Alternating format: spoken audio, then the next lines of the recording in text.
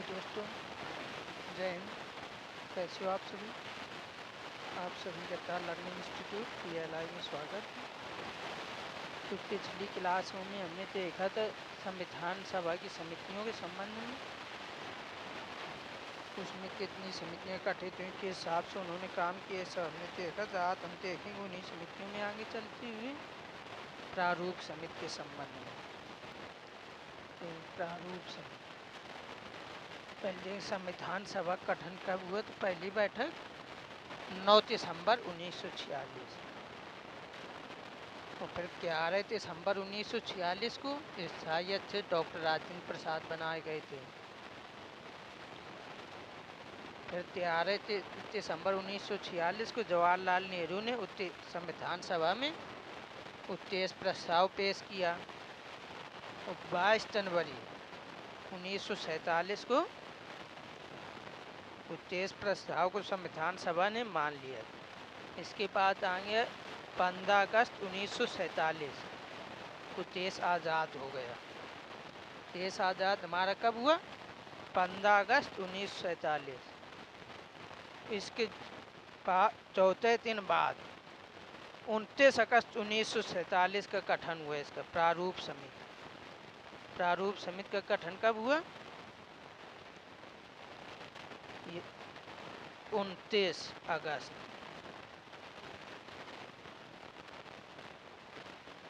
1947, यानी आज़ादी के चौथे दिन बाद।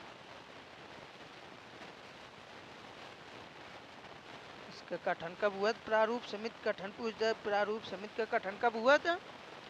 29 अगस्त 1947। याद रखने के लिए कि आज़ादी के चौथे दिन बाद। भारतीय संविधान के निर्माण के लिए लगभग 60 देशों से अधिक देशों का संविधान पढ़ा गया था और प्रारूप समिति का ये कर्तव्य था कि उसे विश्व के विभिन्न संविधानों में से भारत के लिए उपयोगी प्रावधान को चुनाव करे। भाई इतनी समितियां बनी थी, इतने लोग थे, सभी लोग संविधान बनाने के लिए कार्य कर रहे थे। सब पढ़ के ढूंढ के कहाँ क्या ज़रूरत होना चाहिए वो ला रहे थे। अब उनमें से प्रारूप समिति को छांटना था कि भारत के लिए क्या सही रहेगा, क्या गलत रहेगा। तो इसका आकार कैसा था? आकार इसका 1+6 का, 1+6 सदस्य थे इसमें। इसका आकार या स्वरूप 1+6, यानी एक अध्यक्ष,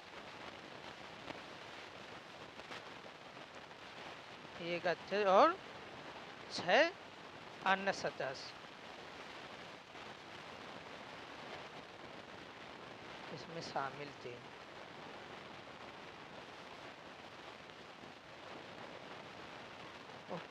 इसके अध्यक्ष कौन थे? किसके? प्रारूप समिति के अध्यक्ष डॉक्टर भीमराव अंबेडकर साहब। अंबेडकर।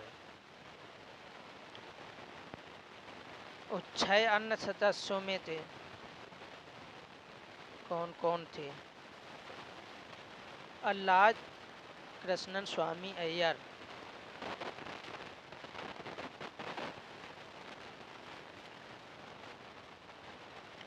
अल्लाह स्वामी, नहीं सॉरी, अल्लाह कृष्णन स्वामी, अल्लाह कृष्णन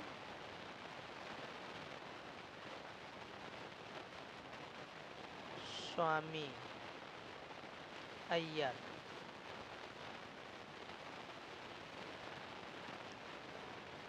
दूसरे एन गोपाल स्वामी आयंकर, एन गोपाल स्वामी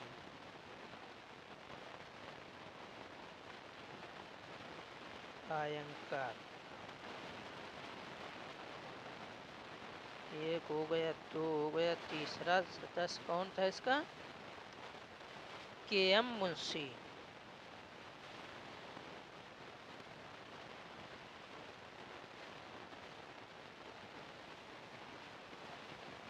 ये कांग्रेसी थे, एकमात्र कांग्रेसी थे इसमें शामिल। ठीक।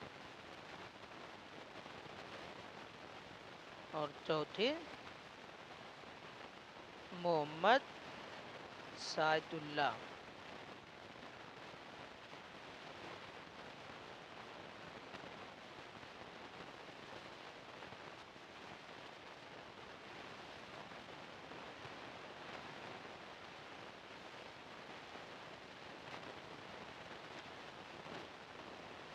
प्रारूप समिति का स्वरूप कहता था 1+6।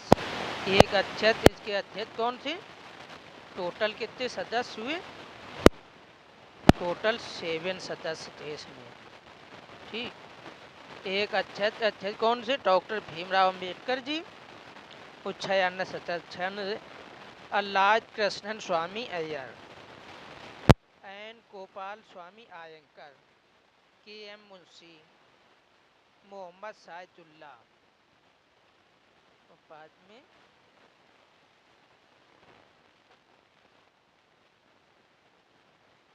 टी.पी. खेतान।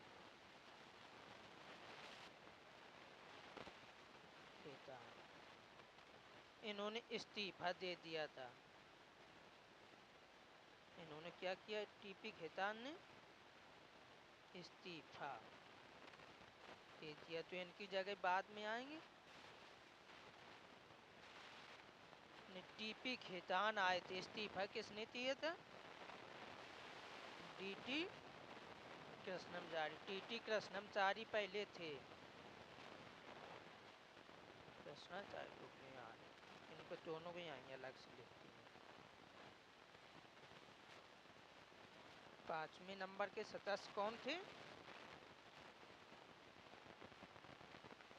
डी.टी. कृष्णम स्वामी, कृष्णाचार्य, स्वामी ने चारी थे, कृष्णाचार्य। इन्होंने क्या कर दिया? इस्तीफा दे दिया। अब इन्होंने इस्तीफा दे दिया तो इनकी जगह पर नए आए टी.पी. खेतान।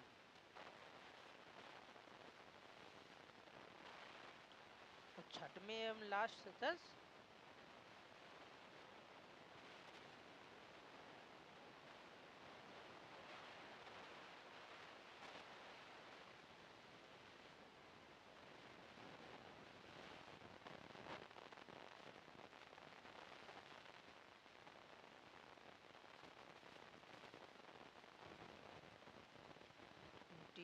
टी.पी. खेतान ने इस्तीफा दिया तो बन गए कृष्णमचारी।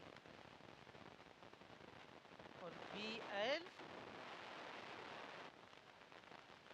मित्रा ये बने थे किसकी जगह पर? यहाँ इस्तीफा किसने दिया था? टी.पी. खेतान ने दिया था, तो टी.टी. कृष्णमचारी बने। और बी.एल. मित्रा बने एन माधवराव की जगह।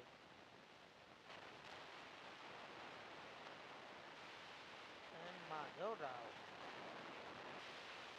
इनकी क्या हो गई थी? मृत्यु। इनकी मृत्यु हो गई, जगह खाली, तो इसकी जगह बी.एल. मित्रा को बनाया गया।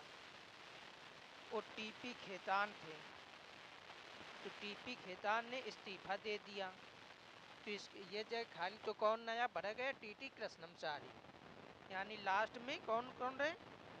टी.टी. कृष्णमचारी और बी.एल. मित्रा, ये लास्ट में रहे। और पहले कौन थे? पहले ये थे। ठीक। तो ये समझ में आया होगा। इसका प्रारूप कैसा था, कौन कौन थे इसमें, कौन नहीं थे। इसका कब गठन हुआ? प्रारूप समिति का गठन कब हुआ? 29 अगस्त 1947 को, यानी आज़ादी के चौथे दिन बाद। इसका आकार या स्वरूप कहता है तो 1+6 एंड टोटल 7 सदस्य। इसमें प्रारूप समिति में सदस्य कितने थे? 7 जिसमें एक अध्यक्ष और 6 सदस्य थे। अध्यक्ष कौन थे? डॉक्टर भीमराव अंबेडकर जी। और सदस्य अल्लाद कृष्णन स्वामी अय्यर, एन गोपाल स्वामी आयंकर, के एम मुंशी, मोहम्मद सायचुल्ला। और पहले थे टीपी खेतान, इन्होंने इस्तीफा दे दिया तो बाद में आ गए टीटी कृष्णमचारी। वो एन माधवराव थे, तो एन माधवराव की मृत्यु हो गई तो इसकी जगह नए आए BL मित्रा।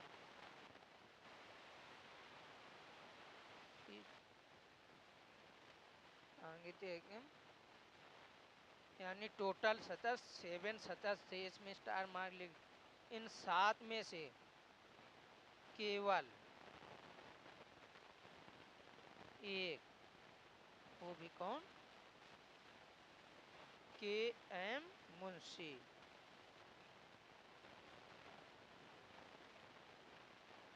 सदस्य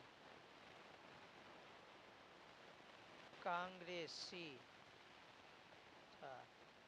केवल एक सदस्य का प्रारूप समिति में केवल एक सदस्य कांग्रेसी था, उसका नाम क्या था? KM मुंशी।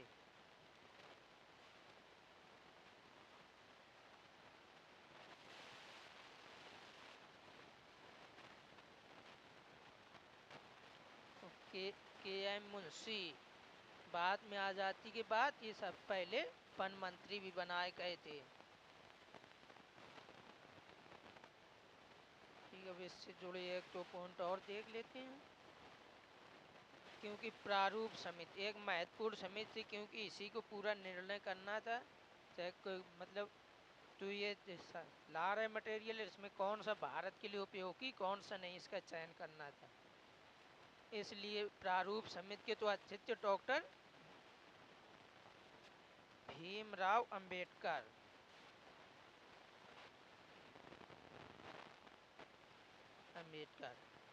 इन्हें संविधान का जनक या शिल्पी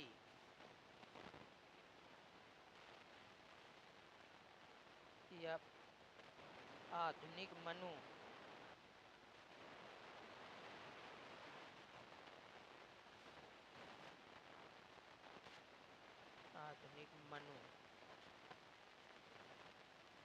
कहा जाता है।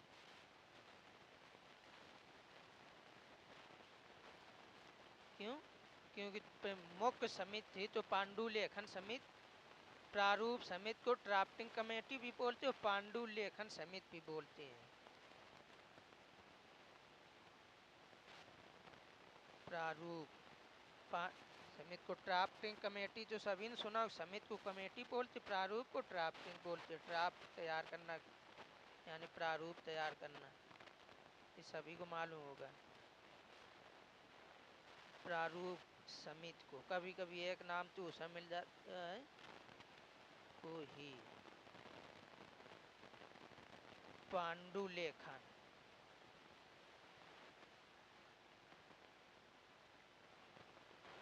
समिति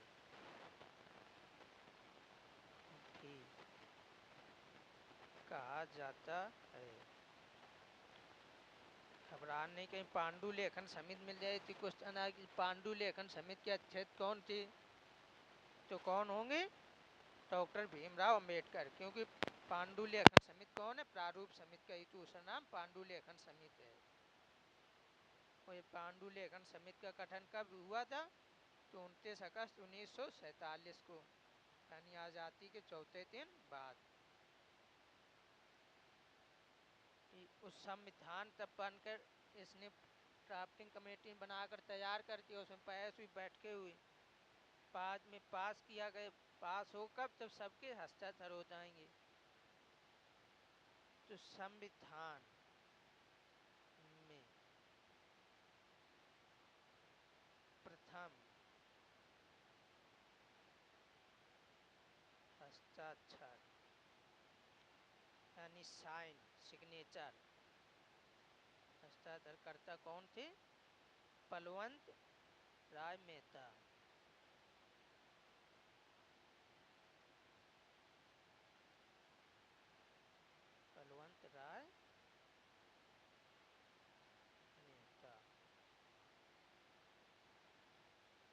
लिया जाए, संविधान में सबसे पहले सिग्नेचर किसने किए थे, ने साइन किसने किए थे, हस्ताक्षर किसने किए थे? बलवंत राय मेहता ने। ठीक, तो दोस्तों आज क्लास यहीं तक रखते हैं। क्लास कैसी लगी ये कमेंट में ज़रूर बताएं, कमेंट करके ज़रूर आप लोग क्लास देख ले लें, कमेंट करके नहीं बताते क्लास कैसी लगी है, जिससे मैं अगली क्लासों में क्या सुधार करना के हिसाब से मोटिवेशन मिलता है हमें।